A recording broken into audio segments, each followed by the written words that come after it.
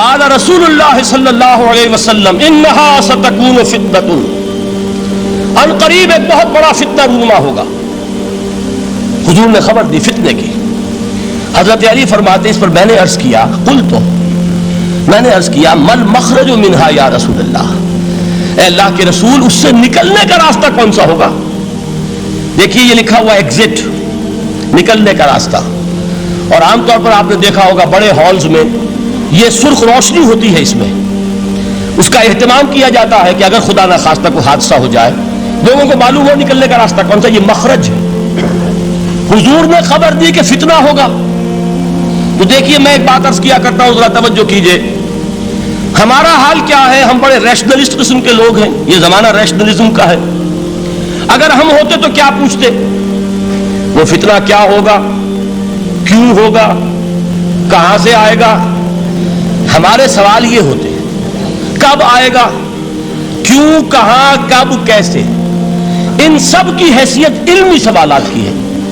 بھائی کب آئے گا ایک علم ہے، کیسے آئے گا علم ہے، کہاں سے آئے گا علم ہے، لیکن اصل جو عملی اعتبار سے اہمیت والی شے ہے، بچاؤ کا راستہ کون سا ہوگا محمد الرسول اللہ، یہ بتائیے ہم۔ مل مخرج منہا یا رسول اللہ، حضرت علی نے یہ نہیں پوچھا فتنہ کیا ہوگا، کہاں سے آئے گا حضور، کیوں آ جائے گا، کب آ جائے گا، نہیں، مل مخرج منہا یا رسول اللہ، اے اللہ کے رسول یہ بتائیے کہ جب وہ فتنہ رونما ہوگا تو نکلنے کا راستہ کون سا ہوگا؟ اس کا جواب ہے، ارشاد فرمایا محمد رسول اللہ نے، کتاب اللہ، اللہ کی کتاب ہے وہ مخرج، یہ کتاب ہے کہ جس کو تھامو گے تو فتنوں سے محفوظ رہو گے۔ اس کے بعد آپ فرماتے ہیں فیہ نبأ ما قبلکم وخبر ما بعدکم وحکم ما بینکم، اس میں تم سے پہلوں کی بھی خبریں موجود ہیں، عاد اور سمود اور قوم نوح اور قوم ہود اور قوم لوط اور قوم صالح اور آل فرعون، یہ کون ہے؟ من قبلکم، تم سے پہلے، وفیہ خبر ما بعدکم، جو کچھ تمہارے بعد ہونے والا ہے اس کی خبریں بھی موجود ہیں، لیکن وہ کیسے ہوں گی؟ وہ بٹوین دی لائنز ہوں گی، وہ بین السطور ہوں گی۔ ان کے لیے انسان کو، آپ کو معلوم ہے ایک عبارت میں سطور ہوتی ہے اور ایک درمیان میں ہوتا ہے، ان کے کچھ لکھا ہوا نہیں ہوتا، you have to read between the lines. Quran میں بعد میں آنے والے حالات بھی درج ہیں، لیکن اس طرح نہیں جیسے کہ پچھلے حالات درج ہیں، اس کے لیے ذرا ان ڈیپتھ پونڈرنگ اوور، غور و فکر اور تدبر کی ضرورت ہوگی۔ وحکم ما بینکم، اور جتنے اختلافات تمہارے اندر پیدا ہوں گے تا قیام قیامت، ان سب کا فیصلہ بھی اس کتاب میں موجود ہے۔ وَهُوَ حَبْلُ اللَّهِ الْمَتِينُ وَهُوَ الذِّكْرُ الْحَكِيمُ، یہی تو ہے وَهُوَ الصِّرَاطُ الْمُسْتَقِيمُ، سیدھا راستہ اور کون سا؟ یہ قرآن تو ہے۔ ہر رکعت میں کہتے ہو اہدنا الصراط المستقیم، اور قرآن دیا ہوا ہے اس پر غور نہیں کرتے، عجیب تماشا ہے ہمارا۔ نماز کی ہر رکعت میں اہدنا الصراط المستقیم، اور حضور فرمایا وہ الصراط المستقیم، صراط مستقیم یہ قرآن ہی تو ہے، الذکر الحکیم یہ قرآن ہی تو ہے، وہو حبل اللہ المتین، اور یہی ہے اللہ کی مضبوط رسی۔ آپ نے قاری صاحب سے وہ آیات سنی سورہ آل عمران کی، واعتصموا بحبل اللہ جميعا ولا تفرقوا، اللہ کی رسی کو مضبوطی سے مل جل کر تھامو اور تفرقے میں مبتلا نہ ہو۔ تفرقہ ہوگا تو کیا ہوگا؟ تمہاری ہوا اکھڑ جائے گی۔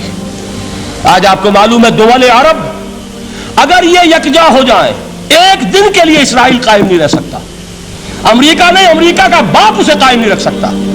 اگر امت عرب ہی جمع ہو جائے، عالم اسلام تو بڑی شے ہے، جو وسائل ان کے پاس ہیں، جو اللہ تعالیٰ نے ان کو نعمتیں عطا فرمائی ہیں، لیکن افتراق، انتشار، اختلاف، جتھے بندی، گروہ بندی، دھڑے بندی، اس نے اسرائیل کا خنجر ان کے سینے میں پیوست کیا ہوا، اس لیے کہ فَتَذْهَبَ رِيحُكُمْ، اگر تم اختلاف کرو گے تو تمہاری ہوا اکھڑ جائے گی، آج وہ ہوا اکھڑ چکی ہے۔ تو فرمایا وَاعْتَصِمُوا بِحَبْلِ اللَّهِ جَمِيعًا وَلَا تَفَرَّقُوا، اللہ کی رسی کو مضبوطی کے ساتھ مل جل کر تھامو اور تفرقے میں مت پڑو۔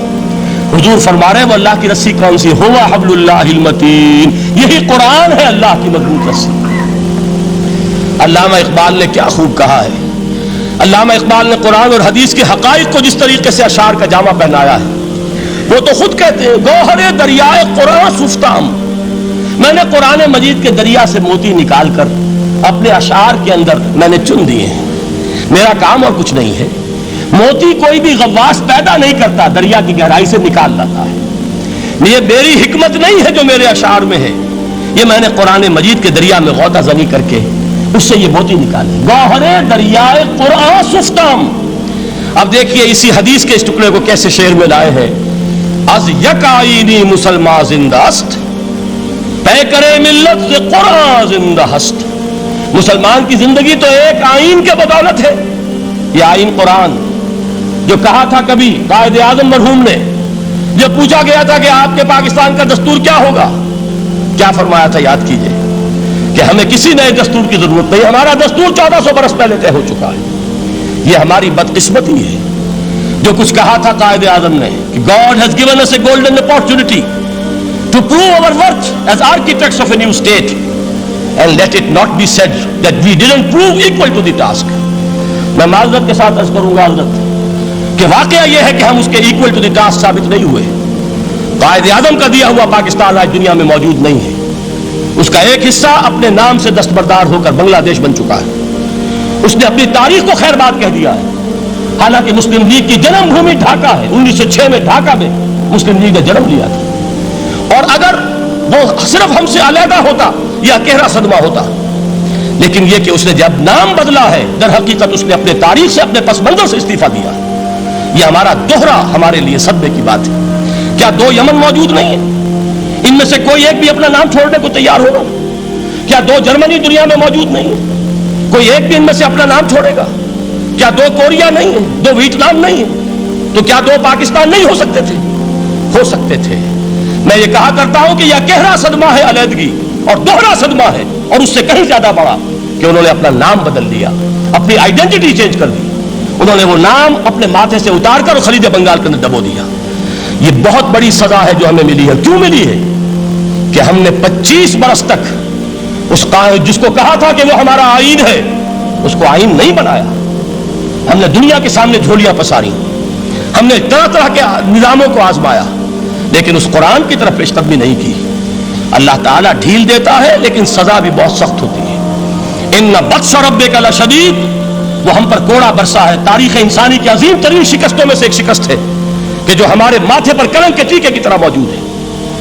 اللہ کرے کہ آئندہ یہ تاریخ اپنے آپ کو نہ دہرائے، لیکن میں عرض کر دیتا ہوں آپ سے، جو ہمارے لچھن ہیں، جو ہمارا طرز عمل ہے، جو ہمارے لیل و نہار ہیں، جو ہمارا انداز ہے، اللہ کے دین کا استہزاء اور تمسخر، جس طرح اللہ کے ساتھ مذاق ہم کر رہے ہیں، اس کا شاید اس سے بھی کہیں زیادہ برا نتیجہ نکلے۔ اللہ مجھے اور آپ کو اور ارض مقدس پاکستان کو اس انجام سے بچائے، لیکن اس کے لیے کام کرنا ہوگا۔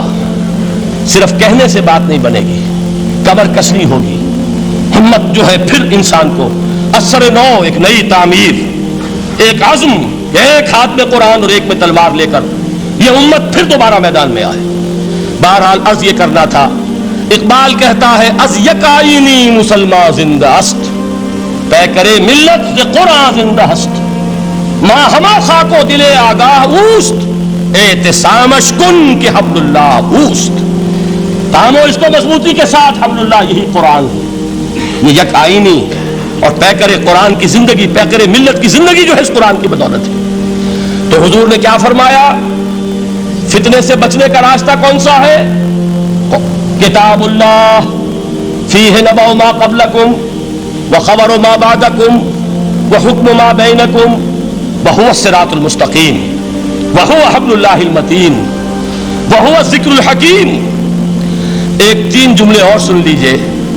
هو الذی لا یشبع منہ العلماء ولا یخلق عن کثرت الرد۔ یہ قرآن وہ شے ہے جس سے اہل علم کبھی سیر نہ ہو سکیں گے۔ ولا تنقضی عجائبہ، اس کے عجائب کبھی ختم نہیں ہوں گے۔ یہ ہیروں کی وہ کان نہیں ہے کہ جو کبھی خالی ہو جائے کہ سارے ہیرے نکل چکے، اب مزید ہیرے نہیں ہیں، نہیں، علم اور حکمت کے ہیرے اور ہدایت اور حکمت کے موتی اس میں سے ابد الآباد تک نکلتے رہیں گے۔ ضرورت صرف کھودنے کی ہے، میں نے وہ لفظ استعمال کیا تھا۔ آج کا قرآن کھودنا ہوگا، آج کی ہدایت اس قرآن سے نکالنی ہوگی۔ قرآن جب نازل ہوا آن دی سرفیس، بالکل ظاہر وہ تھی اس کی ہدایت جو اس دور کے لیے ضروری تھی۔ ہمیشہ کی ہدایت اس کے اندر رکھ دی گئی ہے، اس میں مضمر ہے، اس میں چھپی ہوئی ہے، اس کے لیے تدبر کی ضرورت ہے۔ کتاب انزلناہ الیک مبارک لِيَدَّبَّرُوا آيَاتِهِ وَلِيَتَذَكَّرَ أُولُو الْأَلْبَابِ، لوگ تدبر کریں، اس کی گہرائیوں کے اندر غوطہ زنی کریں. لا تنقضی عجائبہ، اس کے عجائب کبھی ختم نہیں ہوں گے. ولا یشبع منہ العلماء، اہل علم کبھی اس سے سیر نہیں ہوں گے. آپ کو سخت بھوک لگی ہوتی ہے اور کھانا کھانے کی تھوڑی دیر کے بعد اب آپ کا ہاتھ رک جاتا ہے، سیر ہو گئے. بہترین کھانا ہے لیکن نہیں کھا سکتے. اگر عام حالات میں وہ آتا تو کبھی نہ چھوڑتے، لیکن اب وہ آپ کا میزبان کہہ رہا کچھ اور لیجیے، تناول فرمائیے ذرا. یہ بھائی نہیں، میں اب بھر چکا. یہ آپ کہتے ہیں کہ نہیں؟ حضور فرمائے یہ قرآن وہ شے نہیں ہے جس سے اہل علم کبھی سیر ہو سکے. ان کی پیاس بڑھتی چلی جائے گی، ان کے اندر cost of knowledge, search for wisdom بڑھتی چلی جائے گی. کبھی بھی انسان یہ محسوس نہیں کرے گا کہ مجھے جو لینا تھا میں لے چکا، بلکہ یہ کہ جیسے جیسے قدم آگے بڑھیں گے تہذیب کے، تمدن کے، علم کے، اتنے ہی قرآن جو ہے وہ آگے بڑھتا چلا جائے گا ہر دور کی رہنمائی کے لیے. لا تنقضی عجائبہ ولا یخلق عن کثرت الرد، بار بار کے پڑھنے سے اس پر بوسیدگی طاری نہیں ہوگی. دنیا کی اور کتابیں ہیں، ایک دفعہ پڑھ لیں گے، دو دفعہ پڑھ لیں گے، تین دفعہ پڑھ لیں گے، چار دفعہ پڑھ لیں گے، پھر جی نہیں چاہے گا. لیکن یہ کتاب وہ ہے. امام شافعی کا میں واقعہ آپ کو سناتا ہوں. وہ یہ کہتے ہیں کہ ایک مرتبہ میرے ذہن میں یہ سوال آ گیا کہ اجماع کے لیے بھی قرآن مجید میں کوئی سند ہے، دلیل ہے؟ سب مانتے ہیں کہ اجماع جو ہے سورس ہے قرآن کے اسلامی قانون کی، جس پر کہ امت کا اجماع ہو جائے. تو کہتے ہیں میں نے 300 مرتبہ قرآن پڑھا اول سے آخر تک، صرف اس دلیل کی تلاش میں. 300 مرتبہ مجھے نہیں ملی. 301ویں مرتبہ جب پڑھ رہا تھا مجھے روشنی مل گئی. وہ یبتغی غیر سبیل المومنین کے جو الفاظ آئے ہیں، نولہ ما تولی ونصلہ جہنم، جو کوئی شخص مسلمانوں کے راستے کو چھوڑ کر کوئی اور راستہ اختیار کرے گا ہم اسے اسی کے حوالے کر دیں گے اور جہنم میں پہنچا دیں گے. معلوم ہوا مسلمانوں کا جس پر اجماع ہو جائے اس کو بھی ایک سند حاصل ہے. یہ مسلمانوں کا مجمع علیہ ایک راستہ ہے، اس کو بھی ایک سند اور دلیل کی حیثیت حاصل ہے.